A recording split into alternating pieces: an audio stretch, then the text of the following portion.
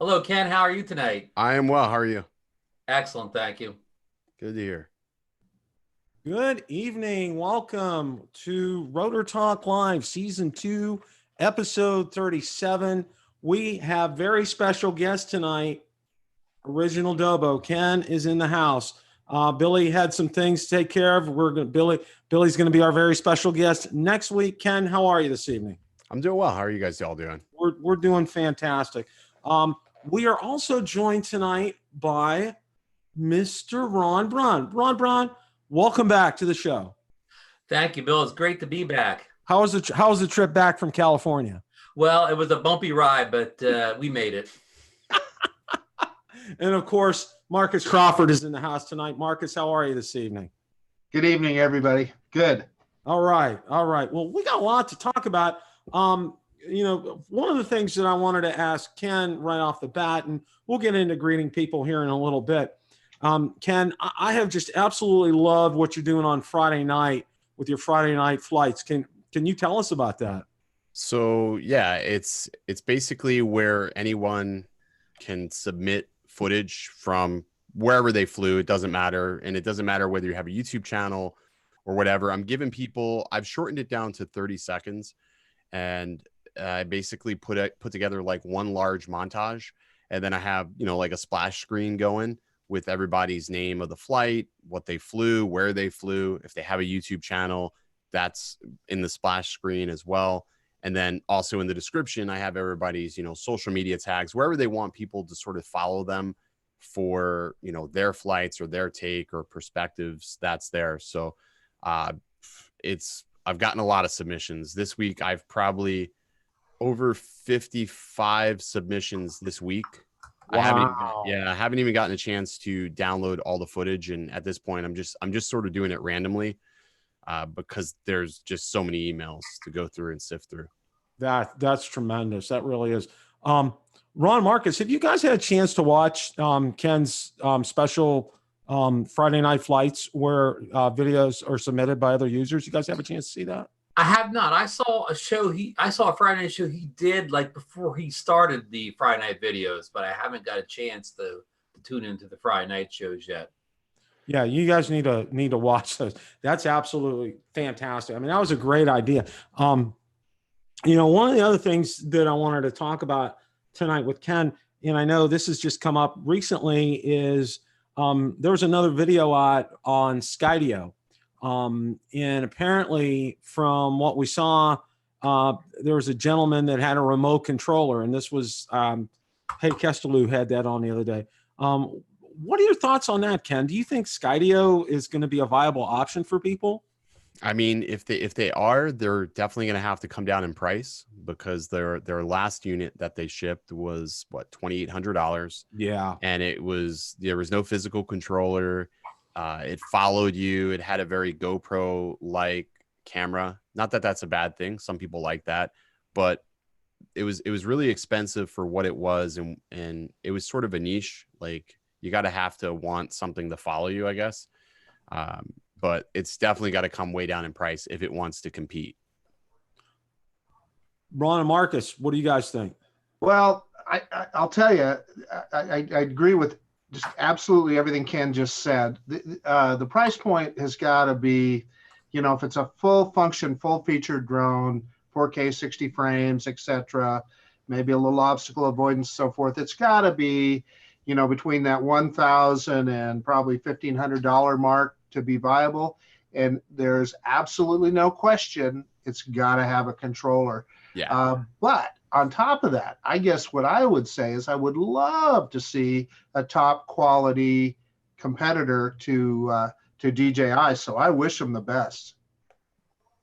I second what Marcus and Ken said. At $2,800, nobody's buying a consumer drone for $2,800, so they've got to be, in the same ballpark the Mavic 2 Pro is. And you talked about the video. I mean, where you see the reflection of the man holding the control. There was an earlier video for the Skydio where you see the shadow of it, and it no longer had an enclosed ring around it. It had just the standard open propeller look to it. So their question, are these leaks really leaks, or are they on purpose leaks by Skydio to get extra attention? But I mean, we know they have the obstacle avoidance technology. More than a year ago, they had the best obstacle avoidance technology we've seen in a consumer drone.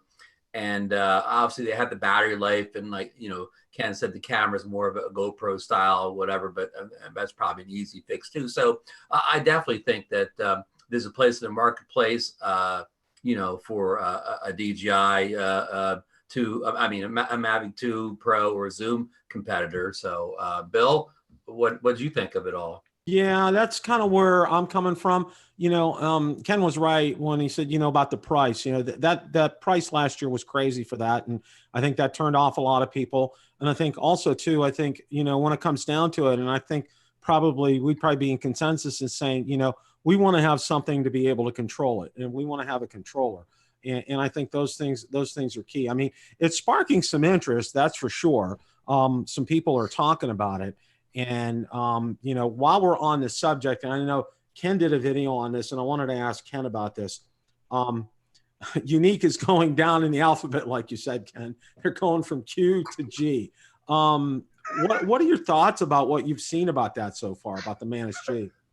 And just obviously nobody has this in their hands just yet. And if they do, they're probably over in Europe. That seems to be Yuneec's target market as of late. They usually launch things over in Europe, and then it trickles over to the US. We saw that with the Mantis Q, and I was watching that video and really sort of scrutinizing it. And there was a lot of things that they sort of reused from the original Mantis Q ad. But the thing that still eludes me is all the aerial shots, if they were actually from that Mantis G, because they looked really nice. I mean, they weren't overly saturated. They looked really natural. They sort of had like a very filmic sort of feel to it, and those colors to me are very attractive. They may not be everybody's cup of tea, but I thought they looked amazing, if that's exactly what it is. And that's also dependent on what type of drone this actually is. I'm going to try to get one in my hand, because I'm not really sure if it's going to be like a toy grade or if it's actually going to be more like prosumer-ish. I don't know. It's still a question, but it's curious for sure. Ron, Marcus, your thoughts? Marcus, go ahead. That $700 price point, I thought that Drone Valley, Rick over there had it right on, that it needed to be around $500 because I suspect, just by the look of it, and but what we know about the Mantis Q is it is more of a toy looking drone, even though it may have some higher functions. I think that style of drone, I think that $500 price point is pretty important. But although DJI is really raising their prices, so maybe not. We talked about this a little last night. Yuneec's, without getting into the Mantis G particulars, the problem with the Yuneec is, and I don't mean to be critical of Yuneec because I've never owned a Yuneec product, so I'm just speaking from what I see on the internet. They've really never knocked it out of the park with any of their products. I mean, they've always left something on the table with every product they've released. So they need a winner this time. They can't come out with a product, and when it comes out, the reviewers say, well, it needs this, or it doesn't do this. They need to come out, and again, they need to knock it out of the park with this model. And I think it's definitely in the consumer area. It's in with the Mavic Air, the Anafi. It's in that segment. It's not in the Mavic Pro segment. What it does have, whether this feature comes through, it advertises 33 minutes of flight time, which puts it in the Mavic 2 category, but none of the other specs put it in that category. So Bill, what's your take on this? That's interesting, Ron, that you brought up that 33 minutes. And I know that kind of jumped out to me right away, but I'm thinking it's a Mavic 2 wannabe and a Mavic Air kind of body. And, the other thing that several people have pointed out to me too was, that they're saying that looks like a 2-axis gimbal and not a 3-axis gimbal on it. And, again, and I know Ken knows about this too. We talked about this before with Yuneec, especially with their Typhoons. I mean, this will supposedly have more range than their biggest and best drones. So that's just, I don't know. I'm just, I think Ken's right. I think we need to see this before we really kind of pass judgment on it. As far as that's concerned, because I know a lot of people have. That was the comment that I was getting back on my video, was people says, we kind of like need to take a wait and see attitude. But the two ththings that I heard or three things was, they doubt if it's going to have 33 minutes of flight time. They also doubt, and it doesn't have obstacle avoidance. I mean, everybody said that about the Anafi when it came out. And now with this, the other thing people are saying with a 2-axis gimbal. So we'll see when that comes out. We'll kind of. Bill, does anybody in the show, has anybody in the show ever owned a Yuneec product? I've had a Yuneec Breeze way back when, and I'll tell you that it didn't last incredibly long because I had issues trying to transfer 4K files, because sort of back then, like 3-4 years ago, it seemed like everything had internal storage, and then you had to transfer it over via Wi-Fi or plug it into your computer. And I think a file corrupt, and Yuneec had to basically reflash it.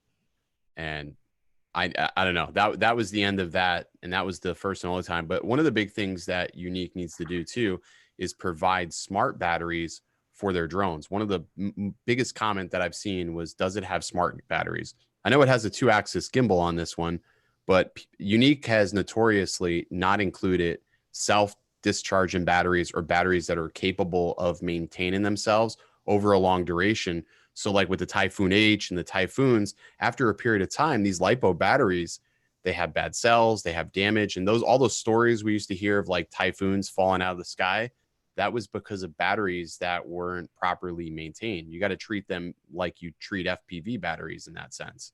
So hopefully they fix all of that. Good comment, Ken. Yeah, I agree, Ken. That is a good comment. One of the other things too is, with all of this, the price, I think Ron touched on a good point as far as price is concerned. And of course, that's from Rick Smith too, to really be competitive in that segment that they're in, it's going to have to hit around $500. I saw the price when it was announced, and I was just like, okay, that's pricey. That's real pricey.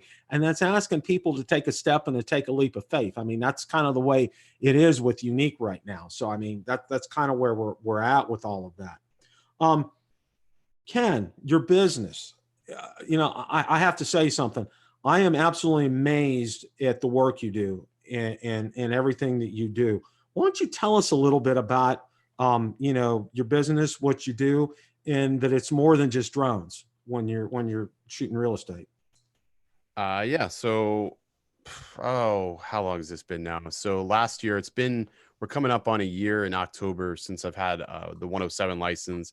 Matter of fact, the last meetup we had, I don't know if you remember this, Bill, we had a meetup in Florida. Billy came down. It's funny, like we always seem to meet up around the same time of year. We had a meetup at the Sulphur Springs Water Tower, and Brian was there at the time, and he was talking about the 107, and we went ahead and got the 107 licenses, both Billy and myself, like literally like 2.5 weeks later.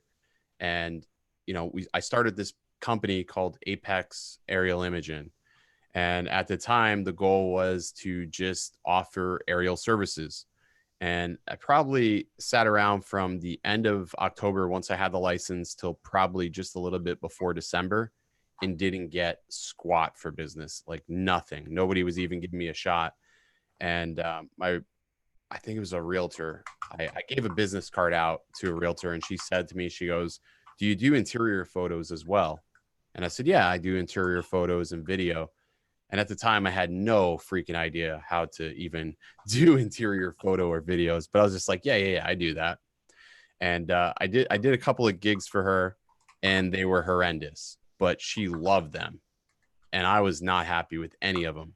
So I started going to the drawing board of trying to figure out how to give better products and how to get better with it, and research. So finally I got to the point where I'm at now, where I can do video and photo all in like 2 hours for my clients.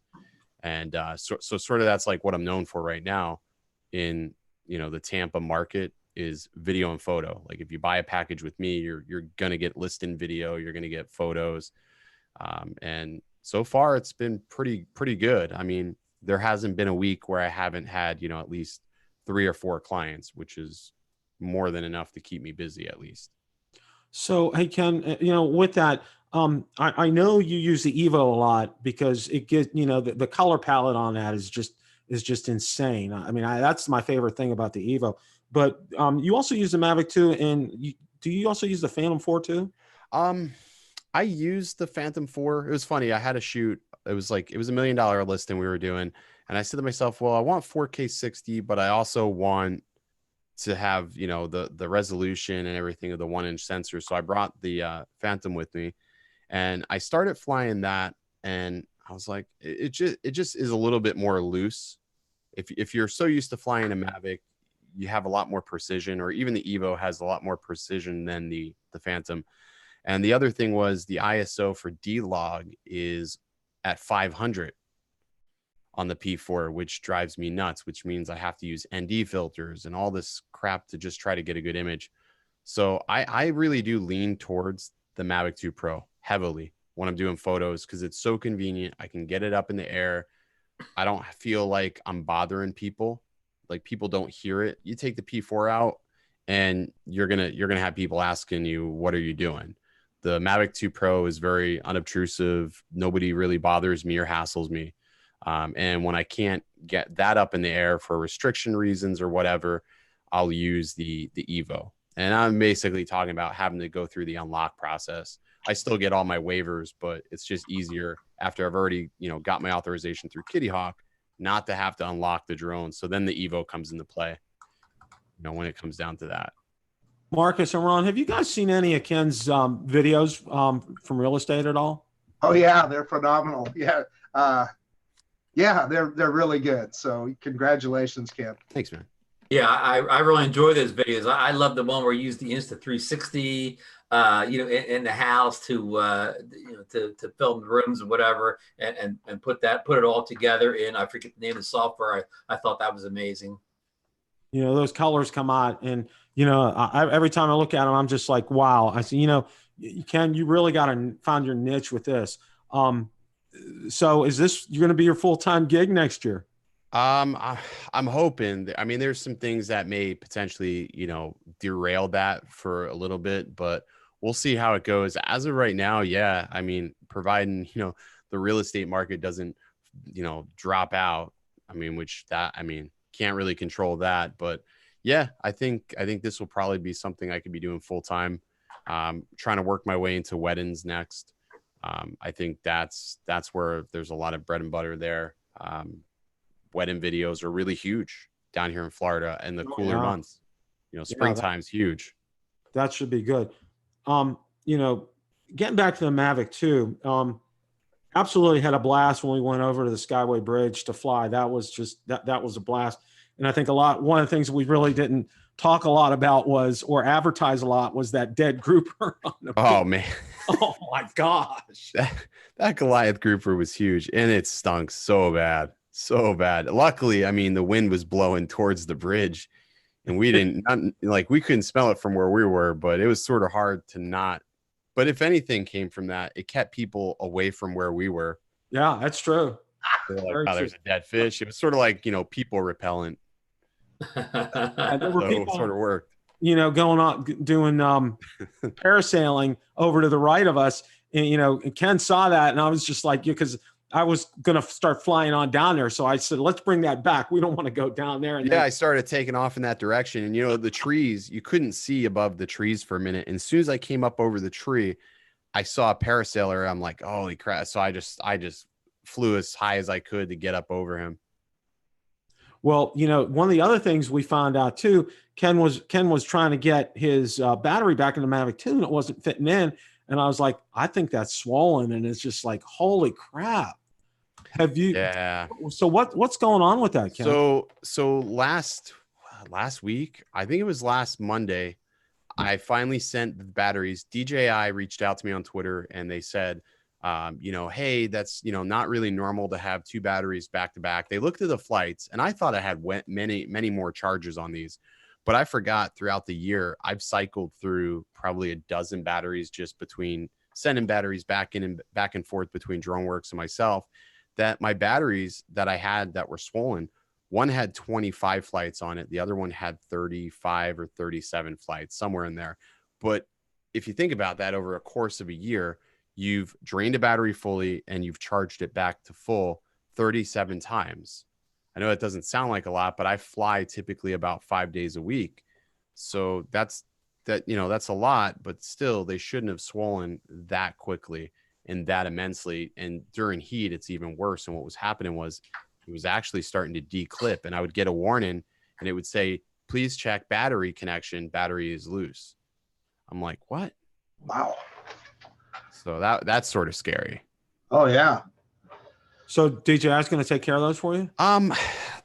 He sort of alluded to the fact that he would. I mean, all right. So I sort of bullied them a little bit on Twitter.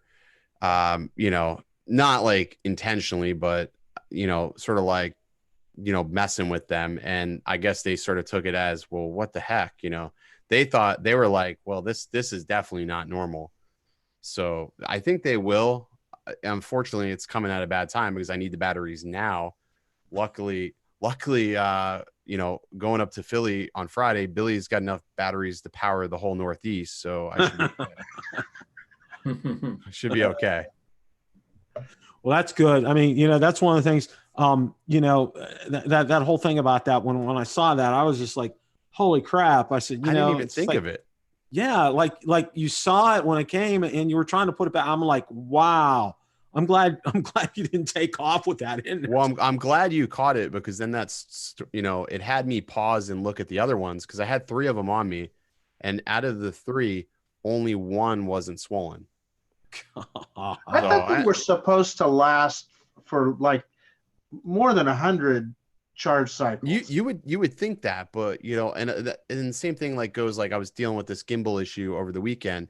A lot of times, when we do reviews and we're posting things out there online, what people don't really account for, and I guess we don't do a good enough job of really talking about it, is everything is situational, because you have to deal with the elements in the area you're in. I'm in Florida, and on any given day down here in the month of August, it can be 95, 98 degrees outside, plus humidity. So all these factors go into play when you're talking about longevity of products and devices.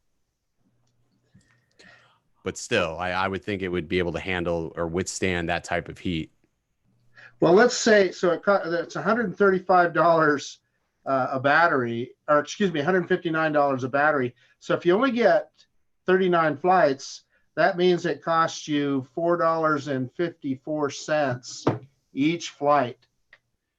So that's kind of putting it into perspective. Yeah, and that's not, and that I wouldn't even say, the ROI on that is worth it at that point, because I was thinking about it. I had to do, 3 or 4 gigs this week, and I fly in almost every shoot. It's very seldom that you're not flying, and I had I spent probably $300 in batteries just to replace what's damaged, just so I can fly. Now, what's odd is I have the Evo. I have 5 batteries for the Evo, and I have some batteries for over a year, and no issues with those batteries. So it's just peculiar. Well, I want to go ahead and greet some people in the chat tonight. Philly Drone Life is here. G-Boy 185 is here. Paul Murray is in the house tonight. Art's here tonight. Lauren is here tonight. Robert Reuter, I assume that's your name, Robert, from Texas. Anders Blixt from Sweden, welcome tonight. And if I've missed anybody, my apologies, but I want to welcome everybody here. I wanted to take a quick second out to do this.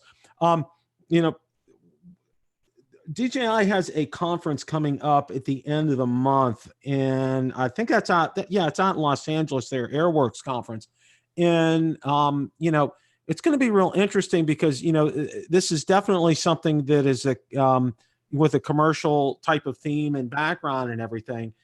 And, from what I'm hearing, DJI may pull a release of a commercial drone during this point in time. What are you guys' thoughts on that?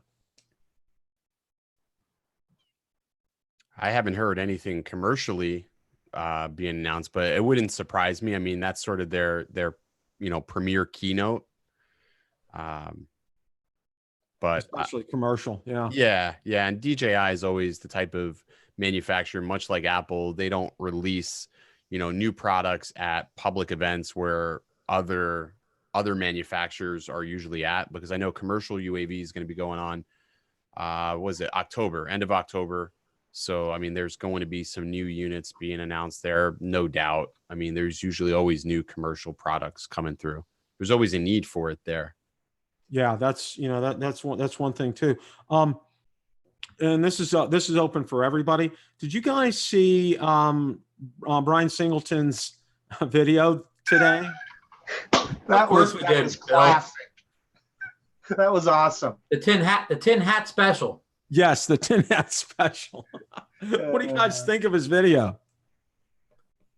I thought he was Rachel Maddow connecting the dots on CNN or whatever. Except Brian's a conservative, so I got to use somebody from another news network. But no, it was. I mean, I don't say it's true, but it was certainly entertaining, and he certainly made some points. Marcus, I cut you off. No, that's all right. He did make some great points, and if you haven't watched it yet, you need to, because it's really entertaining. He puts on a tin hat and everything, but the essence of what he's saying is he feels like that DJI is exiting the consumer drone business, which I kind of I do disagree with. I don't think they are. However, he does make some great points. And I think one of the best analogies that he laid out there was he was talking about how many of the DJI drones are not available. And he said, well, what if you went to the Ford store and they said, hey, we don't have any F-150s right now. We may later, but there's no F-150s. It's their best-selling product. So he made some really good points, and it's a very entertaining video. And I'm going to dig out a link, and I'm going to put it in the chat here. And Marcus Marcus forgot to mention his world famous spreadsheet. Marcus has been tracking the availability of the DJI drones, the consumer DJI drones, new and refurb, for about a month now. And to the point Brian's making, this is like going into a Walmart and the shelves are half empty or whatever. Nobody's restocking the shelves, and we don't get any reason why the shelves are empty. We don't even get an excuse like the truck's late or something like that. Again, the shelves are half bare, and there's no explanation. Ken, have you noticed this? So the deal with DJI and the restock and the replenishing, obviously you need to have supply and demand. If the demand isn't there, they're not going to replenish. And now it's coming at a premium for them to replenish the shelves or bring stock in over, whether you're a distributor, whatever, Best Buy, doesn't matter. They have to pay these tariffs, and these tariffs are expensive. Went from 10, 20, I think it's like almost 30% on certain products. And if you notice, not every company is having this issue. It's only certain companies. So like we think about like Apple just released their products today. Apple's products are being manufactured overseas in China, Foxconn, and then they're being shipped in. So they're still bringing those in at a relatively low cost. They actually lower the prices this year, even with the tariffs. So you sort of wonder if certain products are getting special treatment, and then you have these other products that aren't something that's necessarily in need. Like everybody needs a smartphone. Not everybody needs a drone. That these other manufacturers don't get preferred or preferential treatment like DJI. But 100%, we're definitely seeing a lull in the drone market because of these new, restrictions, these tariffs in place. I mean, Autel, basically put it out there because they have to raise their prices. They can no longer sustain the level at which they were absorbing this cost. It comes to a point where, they have to say we're in business to be in business, but we can't stay in business anymore if we're, cutting our nose to spite our face type of thing. So Ken also, Parrot also raised their prices too, because the Parrot drones are manufactured in China as well. So just wanted to make that point. Yeah. So there you go. I mean, anything and everything that's manufactured overseas is being affected to this. But again, I still think we're seeing some form of preferential treatment. Like obviously Apple, richest company in the world. I mean, it wouldn't be surprising if they were exempt or something. It just wouldn't shock me one bit. Tim Cook did just meet with the president last week, I believe. Oh yeah, sure. Right before the iPhone release. Yeah, and didn't they? I thought they gave them some kind of special dispensation through December or something like Yeah, that. you're exactly right, Marcus. I heard that. I read that and heard that as well too. So I mean, I would, money talks. Okay, that's all I'm going to say. Exactly. And eventually we'll see this whole situation be resolved, and prices will normalize, obviously, but it is what it is right now. And I think that's a lot of the reason why too many haven't put out new products. And maybe that could also be a reason why you got people like Parrot, who is opting to sort of reuse or repurpose a drone. Like now we have the Parrot, Anafi FPV. All it is an Anafi with glasses, and they've given it a new mode. Exactly. So it's right. Just sort of weird. I want to speak to something Ken just said about normalizing prices. I hope Ken's right, because I have the feeling that once these prices have been raised in these drones, it's never going back. The price increase, no matter if they say the tariff thing solved a month from now, a week from now, they say it's all solved, we're all good now. Those prices, they're never going back down to the pre-tariff, no matter what the resolution of the tariff fiasco.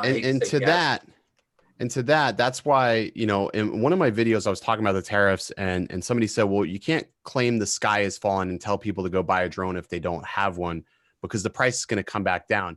But the factor that obviously a lot of people don't account for is greed.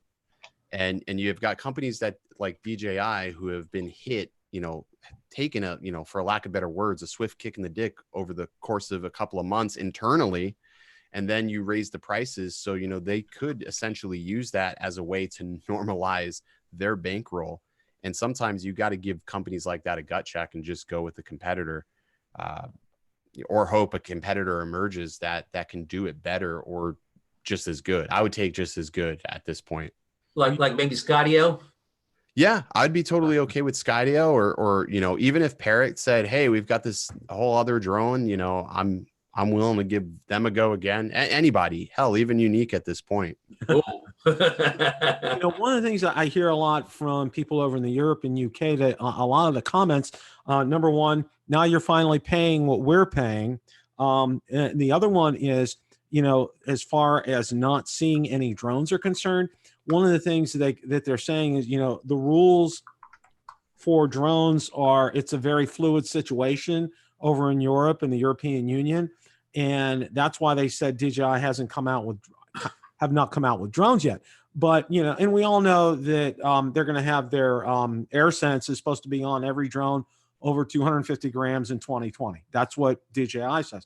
But, I'm taking all that with a grain of salt, because I'm not sure if a lot of these regulations are going to mandate that these drones have certain equipment on them or not. What are your guys' thoughts on that?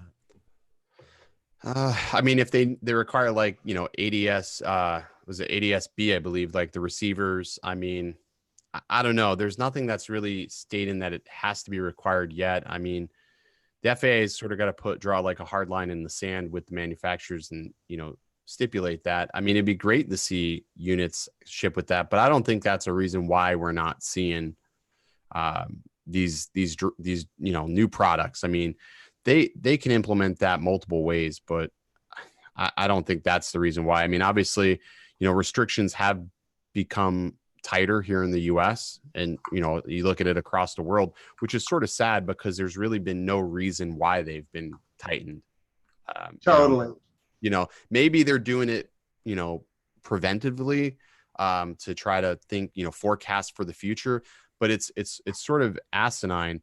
And I sort of feel like there's a lot of lobbying going along with this, in the airspace, because you have all these companies that are wanting something that legally they can't do. Like they want to do this drone delivery, but it's autonomous and you're beyond visual line of sight. So essentially it's like you have to rewrite rules or have exemptions put in place to skirt what we have to abide by now. It's some goofy stuff. I mean, it really is goofy.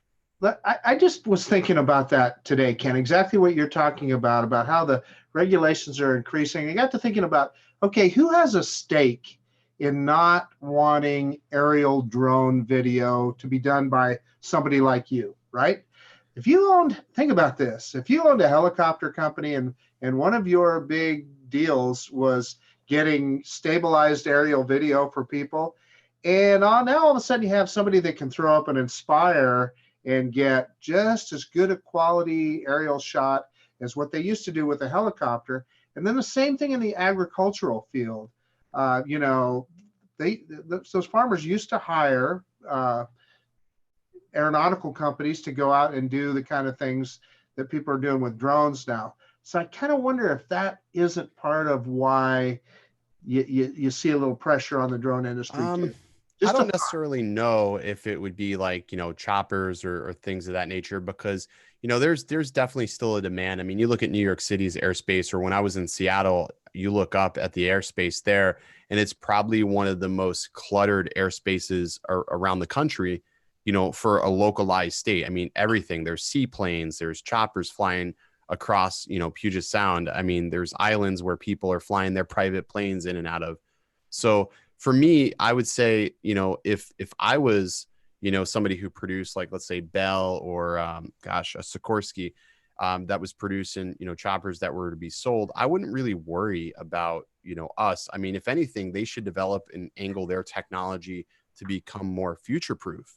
Like when I was at CES, we're looking at all this alternate modes of transportation, and these Uber choppers basically that they had, which were just drones, glorified drones, were really amazing. And if they put their effort towards that, that would be much better, you know, suited for the future. And then they wouldn't have to worry about us. But obviously there needs to be classification levels of, you know, flight, so we don't have midair collisions. And that's when things are going to start getting goofy, is when you have low altitude flights. I don't think there's too much of an issue really right now, but once low altitude flights become a thing, or like, you know, transportation leaves the ground and moves towards the air, that's when we're going to have problems. And potentially AI can solve some of those problems. Oh, for sure. For sure. Yeah, Marcus, you had your tin hat on there for a second. Well, it was just something that occurred to me, because it seems like you talk to almost any pilot, and boy, they're against drones like you can't believe. And so I got to thinking, well, you know, there might be an industry reason for that. So you have to wonder that pilots that are against drones, it could be because of the way that the FAA categorizes drones. Like, you've got a guy that's, you know, went to school to become a pilot, and then you have a guy that takes a test and studies for 2 weeks and goes and gets his 107, and technically, by the definition on my license, I'm an unmanned aerial pilot. It's sort of insulting to that airline pilot that went to school and had to log X number of flights to even classify me as a pilot, even though I'm flying something that's, you know, from the ground or on, you know, from a distance. So I can understand their disdain towards drone pilots. I don't think it's necessarily they're upset about the thing that we're flying. I think it's how they classify us in general. Like, we need to be our own separate thing. You know, it's totally different over in the UK. I had a gentleman on, and I'm sorry, I forget your name, from the UK, and he runs a drone school over there. And part of their test, I mean, they have to take a written exam, but part of it's a practical exam. They have to fly, and they have to fly in front of an instructor in order to get certified. And, you know, and a lot of people are saying, you know, that's something that probably should happen here in the United States. I agree with that. I mean, because sure. Yeah, and Ken, you know, just like me, you know, there's a lot of people out there who may have the book knowledge, who can pass a test without any problems, but they're fumble fingers when it comes to the sticks.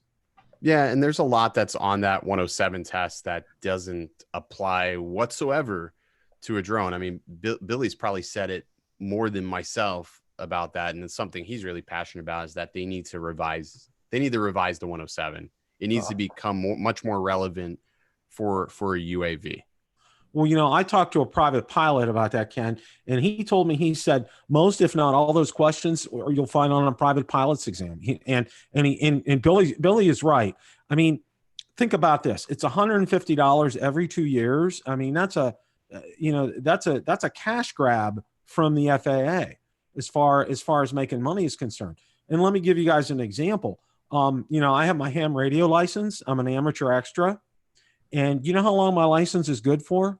10 years. Okay.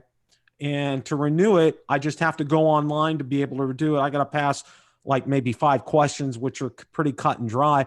But I mean, and there's responsibilities with that too, because if I set up an antenna wrong out in the yard, I'm going to be shooting radiation either into my house or into somebody else's house. So, I mean, there's some responsibilities there as far as that's concerned. But I mean, I think the FCC has their act together a whole lot better than the FAA does.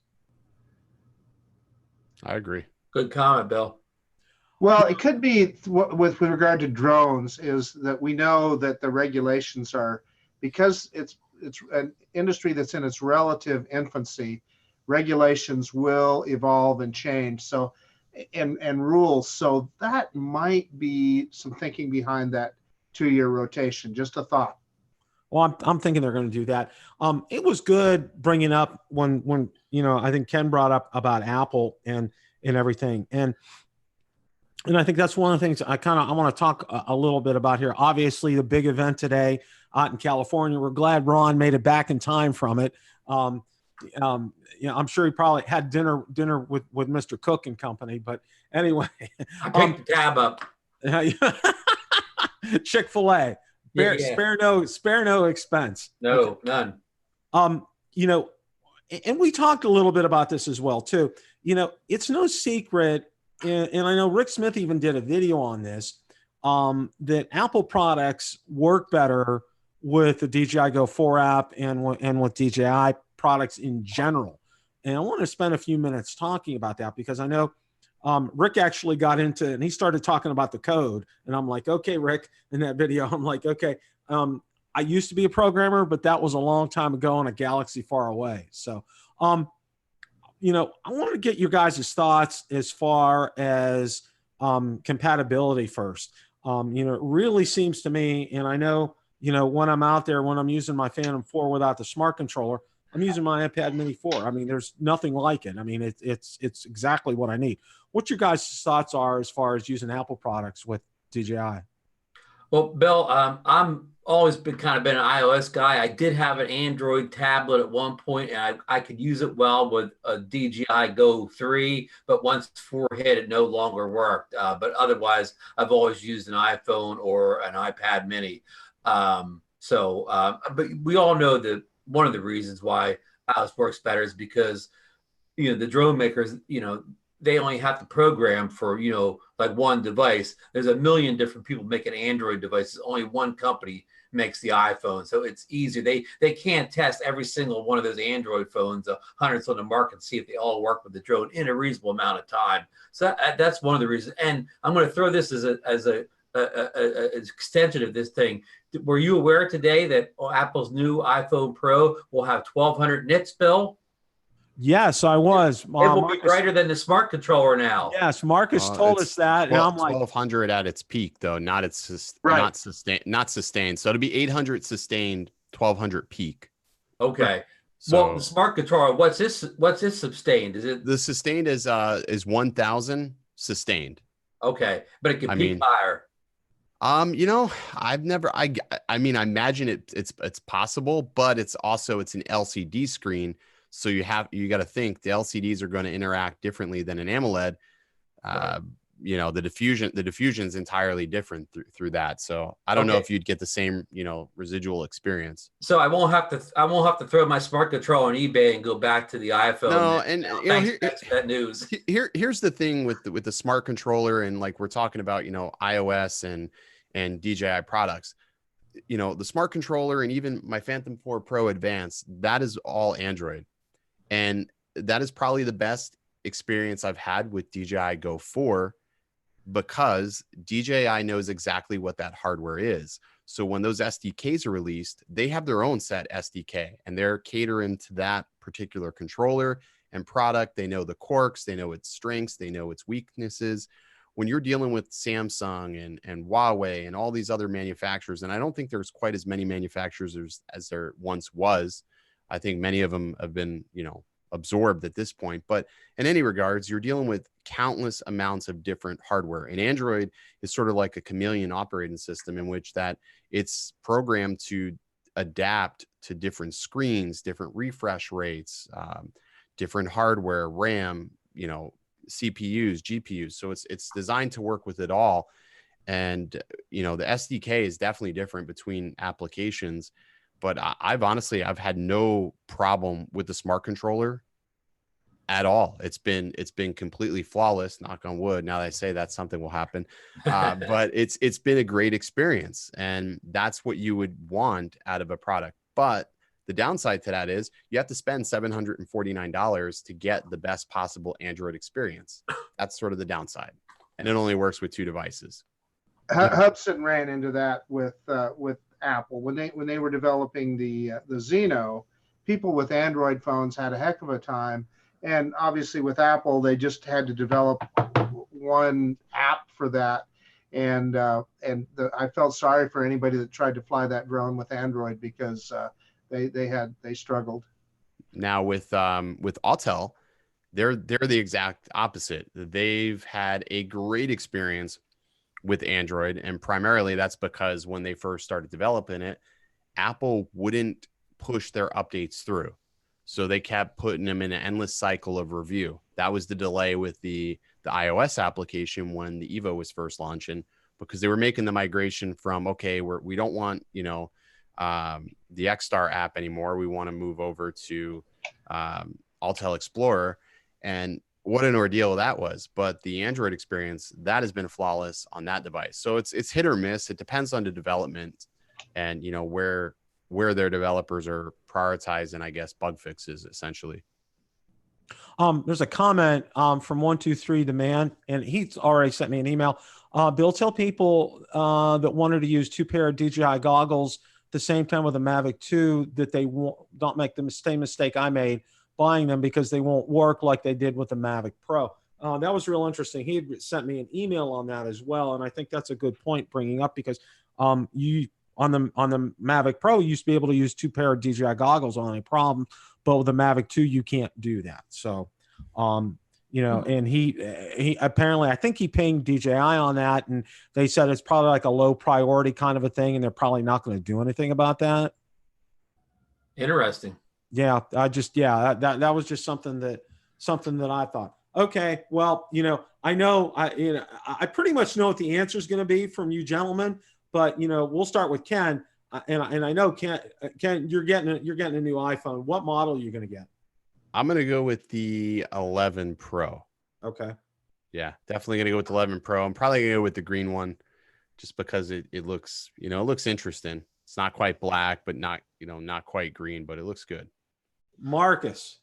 Yeah, I definitely excuse me, I'm removing a one of the comments right this second here. We got a fellow here that's we need to I see that. Remove the user. Okay. I put him in timeout, Bill. I don't know if you can remove him. Okay. But in any case, 11 Pro for me too. And the big thing for me is the 800 nits sustained and 1200 peak. I think that's going to be huge.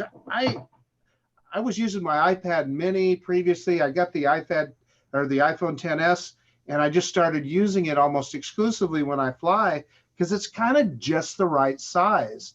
And so the 11 Pro with a brighter screen and even more processing power is just a home run for me. I'm the same way. I'm going with the the Pro, the smaller one, the 5.8 inch size Pro, rather than the bigger 6.5. Like Marcus and I had a discussion. It was so great when I got rid of my 7 Plus and got a phone that would actually fit in my pockets again. Yeah. So I'm staying with the smaller size. And you know, and I don't know if you guys heard them say it or not, but they said the battery life on the 11 Pro is 4 hours more than the XS. Yeah, I did hear that. So that's right. So 4 hours more, that you're putting it in, you know, in a whole new territory. So for me, I have the iPhone 10. I haven't upgraded to an XS. And I mean, yeah, I can get through a day if I'm, you know, moderately using it and not really beating it up too bad. But that extra 4 hours is a lot. So I'm definitely going to lean towards that, because I'm the same way. I really don't want like an oversized phone in my pocket. But I'm more so just curious about these cameras, that ultra wide angle lens and the new, you know, processor that's able to handle dynamic range entirely different. has got me thinking, especially after having this issue with the gimbal and having moment lenses on there. Well, now I don't need a lens to be able to have that super wide field of view. I can just have it ready to go. Have 3 lenses actually ready to go at any moment notice. Right. You were the first guy I thought of when I heard that, Ken. I'm not joking. As soon as I heard about that ultra wide, I was sold, man. That's problem. Yeah. They said wide angle lens. I was like, I was sold. I mean, I was using the anamorphic lens, and I mean, but still, I mean, bad positioning, just a bad design to put a motor directly on the plate where your phone is going to go. Just bad. It's just it's a recipe for disaster. Yeah, I love that video, Ken. I'm so glad you got the Osmo 3 and did that video. And and with Apple, not only those lenses, whatever, but it looks like the computational photography is what makes the iPhone special. It's the secret sauce above even the hardware. Boom. I'm curious to see, because I don't know if you caught it too. They said that there is a mode where it's going to take 9 photos, and what it'll do is it'll HDR blend that. Well, that's very similar to what I do, how I shoot my photos for homes. I take a series of 5, bracketed exposures, and we stitch them in Photoshop to get the best exposure. But to have a phone that could potentially have a little bit of room to tweak or to get, an already good image, I mean, sort of scary. I mean, it's sort of scary depending on how good it's going to be. And the best part of that, Ken, was it's doing it on its own. It's not it's not like you're half pressing the button or hitting anything. As soon as you line up the shot before you press the button, it's taking those advanced photos. And as soon as you take the finger off the shutter button, it's taking the after photos. So it's doing it on its own, and you just see the results. I don't think you even have to stitch it together in post. It'll just boom, be there. That's what's really amazing. I mean, I think the changes, and that's why, I'm not sound like an iPhone fanboy, but I've tried to go to Android several times. I've tried, and every single time I have found some sort of compromise that's brought me back over to an iPhone. And I use a Windows computer for most of my editing, and which is fine. But for everything else, I travel with a MacBook. I have my iPads, and I mean, it's a seamless experience across the board. And that's what Ken, so you just mentioned that you use a Windows computer for editing. Yeah. Why is that as opposed to a high-end Mac?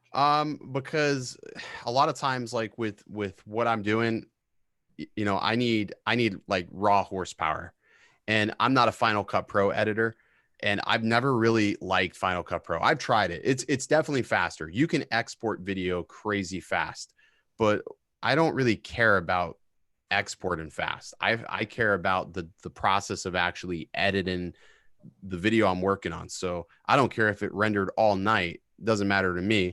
But if it makes my life easier as I'm working through a project, that's what matters. And the reason why I edit on PC is Premiere Pro really does work well with PC. So does DaVinci, if anybody's a DaVinci editor, but Premiere Pro works seamlessly, and I can have a crazy fast computer for $1,600 as opposed to having to drop the price of a Fiat or a smart car on, on something that's not any more up to date than what's already available out there. Somebody just did a video comparing Apple's computer hardware. They bought a $300 laptop. I think it was Snazzy Labs. He did this video, bought a $300 laptop, and they installed Mac OS on it, and they benchmarked it and ran all these tests, and it runs better than Apple's MacBook Air. So if that tells you anything about hardware, I mean, the software is so optimized, you don't have to spend a lot for hardware. That's why I edit on PC. But when I travel, I have a rule. Laptops from now on will always be a MacBook. Will always be a MacBook, because I think Apple makes great hardware when it comes to laptops, though. And what Ken didn't mention, I think until this year, Apple hadn't updated their Mac Pros in years. No, so there really wasn't a good Mac Pro hardware option out until just recently. Not anything that was modular, but even still, if you look at the price of that thing, it's expensive. It's incredibly expensive. I think I built this entire rig sitting to the right of me for, I think I've got maybe $1,900 into it. And what's great is things become outdated, or I need more, I can just take that part off, put a new part in, and go from there. Yeah, and like Ken's saying, he's using Adobe Premiere, so that one B is optimized to run on the Mac Pro as Final Cut. Like the great thing about Final Cut is I have a MacBook Pro, like a 2-year-old one with just an i5 in it, and it runs fine on lower spec hardware. Well, I mean, it's run fine. It doesn't burn through 4K video, but it works. So hang on a second, Ron. I really quick. I just want to address this jackass in the comments. Hey, Go Darren, it's a free for all chat. We're talking about tech. If you're so concerned on whether or not this is a drone channel, I would highly urge you to go get your drone. Stop watching YouTube because clearly you're not flying. I don't know what time it is over there in Ireland, but go fly or whatever, man. It's called Rotor Talk with Bill. It's Rotor Talk Live. It's whatever talk. So if you can't handle that, go pound sand, fly a kite, dude. Sorry. That's all right. And we use these to fly our drones. So it's yeah, kind of I mean, important. it's right. silly. Half the world uses this to fly their drone with. It's a drone accessory. You're talking about, phones, because I mean, these are essential. These upgrades, especially that 1200 nits of brightness, is going to be the deciding factor. Yeah. Do you drop $750 on, a smart controller that you only use your drone on, or you drop $700 or $1,000 on this, which is now everything? Plus, even if you are using a smart controller, you may have this sitting on a tripod filming your drone video. This could be B-roll if it's not your controller. So this can be used almost any way in flying your drone, whether it's a controller, whether it's B-roll, whatever. This or an Android phone, it's a valuable tool in the drone world. So exactly. And I think that's going to be a hard sale for people now to buy the smart controller now with, obviously if somebody's really hell-bent on Android, they'll still buy an Android device. The Samsungs are still a good choice in that regard. Right. Exactly. The supercomputer in your pocket. Right? I mean, it really is. One of the other things I wanted to talk about before we wrap things up tonight is your podcast, Ken. You and Billy's podcast.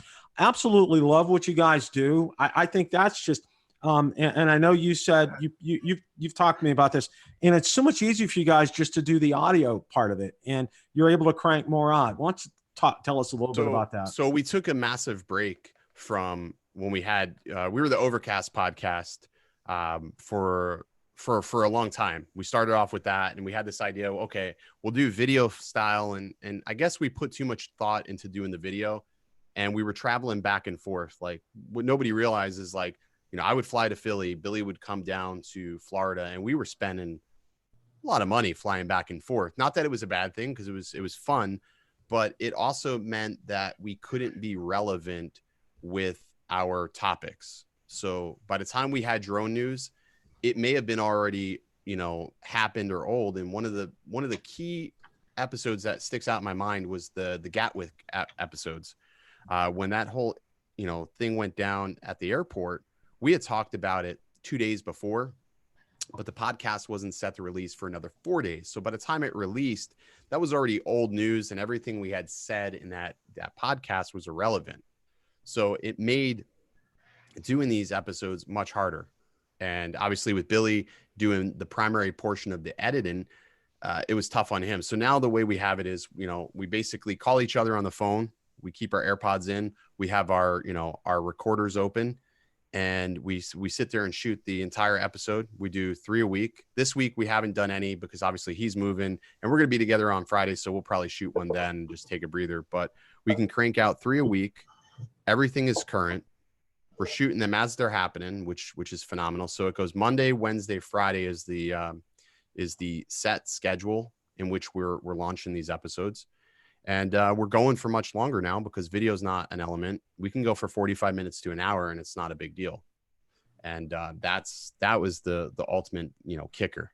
I think it was a wise choice, Ken, because most people listen to podcasts either in the car or when they're exercising. Right. And that was my thing. Component of it. And the other thing was too, if I listened to the podcast, the old podcast, they didn't sound the same. Like when you think about like a podcast, you think about sort of like a warm tone to somebody's voice, like a conversation. And the video just didn't have the same tone because we're sharing one mic. So now we each have our own mic. You can tell there's a different inflection in the voice. It's just just a better experience. And then obviously our main focus is not actually YouTube. It's the Spotify and Apple downloads. That's where we're seeing the vast majority of our traction, because there isn't another podcast quite like this on YouTube, or I should say Spotify or Apple. That's one thing with me too, Ken. A couple things that I do is, with these Rotor Talk lives, within 24 hours, I turn it around, I turn it into a podcast. And, Spotify is good. iTunes is good.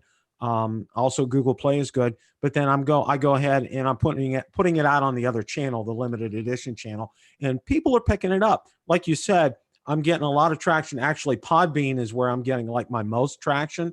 That they've actually it's my number of downloads is through the roof through Podbean. So people really like being able to do it. And like Ron said, when you're in the car and if you're exercising, it's perfect. It's just, especially the time, like 40, 45 minutes kind of a thing. It's great because people can just, they're not going to have to hit pause or replay or whatever. Just let it play, let it go kind of a thing. I think it's great. Yeah, no, it's definitely, it's been much better. It's easier to have more conversations, and it's literally what him and I would do on the phone, and that's what makes it much more casual and relaxed. I felt like when we were on camera, it was just, I don't know, like you feel like you have to act a certain way, I guess, because we have an on-camera presence. Like when we have a certain way that we film our videos and we do things, but when we're on the phone, or even if we're just not filming and we're just goofing off and hanging out, we have a different mannerism about things, and that's what people don't understand. So at least now with this channel, we can go about that. That's great. I think that's absolutely fantastic tonight. One of the things I want to let everybody know too, Billy's going to be on next week. He's as Ken said, he's in the process of moving, and his dad was able to come over and help him tonight. So we kind of flipped swats. Ken was going to be on next week, Billy was going to be on this week, so we just kind of like flip the pages here tonight. Want to go around and get everybody's final thoughts about things. Ken, just some final thoughts right now, how things are for you, what's coming up, and not only for your channel, but for you and Billy. So this week I'll be traveling to Philadelphia on Friday. I get up there about like 3:00. We've got some flying we're going to be doing some filming, probably more vlog, a little bit more casual stuff, trying to capture some early fall colors. And then on Saturday, we're going to be in New York City to work on some stuff, and then be back in Florida traveling again. So this worked out well because I would be in Palm Beach the next time we would have, the next episode of Rotor Talk, I would have been in Palm Beach. So can't necessarily guarantee the quality of the internet down there, but yeah. So I'll be going to commercial UAV in October, and then I'll be out at Spin Up. So if anybody's going to be at Spin Up, I'll be there hanging out. I'm not going to be speaking this year, but be just sort of hanging out and enjoying the event, which would be nice. It's a little more relaxing than it was last year. Cool. Marcus.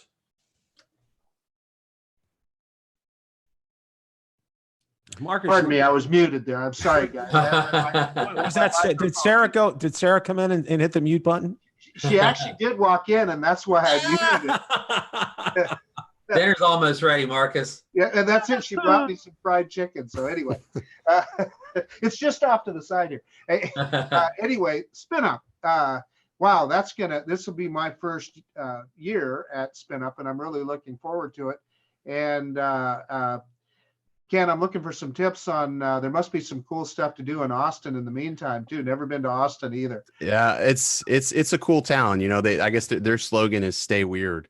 And it's or keep Austin weird is what their slogan is, but it's a cool place, man. There's a lot of like interesting places to eat. I mean, honestly, you cannot get a bum stare going to any restaurant in Austin. And the city was pretty easy to fly. We did some flying in the evening, and the streets were just literally empty. Like there was nobody on the streets on Saturday evening in Austin, because I guess like a lot of everything pushes over towards like there's another district, and it was like it just made for a great time.